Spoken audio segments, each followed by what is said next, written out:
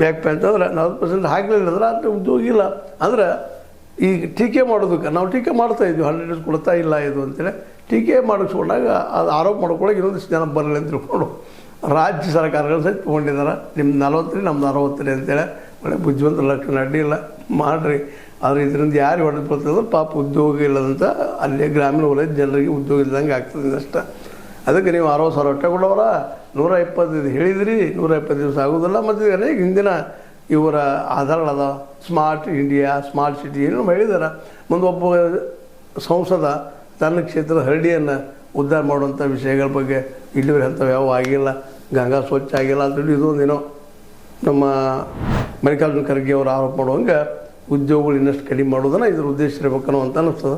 ಏನೋ ಇರಲಿ, ಜಿ ರಾಮ್ಜಿ ಮಹಾತ್ಮ ಗಾಂಧಿಗೆ ಪರ್ಯಾಯ ಹೌದಾ ಅಂತ ಹೇಳ್ತಾ ಮಹಾತ್ಮ ಗಾಂಧಿಯವ್ರ ಹೆಸರು ತೆಗೆದು ತಗೊಳ್ಳೋದು ತಪ್ಪಲ್ಲ.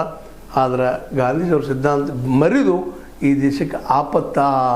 ಅವ್ರು ಹೇಳಿದಾಗ ನಾವು ಪ್ರಾಯೋಗಿಕವಾಗಿ ನಮ್ಮ ಕೃಷಿಗೆ ಮತ್ತು ಗ್ರಾಮೀಣ ವಲಯಕ್ಕೆ ಆದ್ಯತೆ ಕೊಡದೆ ಹೋದ್ರೆ ಉದ್ಯೋಗ ಸೃಷ್ಟಿ ಆಗಲಿಕ್ಕೆ ಸಾಧ್ಯ ಇಲ್ಲ ಅನ್ನೋದು ಮತ್ತೊಂದು ಜ್ಞಾಪಿಸ್ತಾ ಇದು ನಿಮ್ಮ ಲೈಕ್ ಹೇಳ್ಬೋದು. ಲೈಕ್ ಮಾಡಿ, ಶೇರ್ ಮಾಡಿ, ಕಮೆಂಟ್ ಮಾಡಿ, ಜೊತೆಗೆ ಸಬ್ಸ್ಕ್ರೈಬ್ ನಿಲ್ಲಿಸ್ಬೋದು. 16 ನ್ಯೂಸ್ ಅರ್ಥ ತಿಳಿಸಿದ್ದಾರೆ. ಇದು ಸತ್ಯದ ಕೈಗರಣಿ ವಂದನೆಗಳು.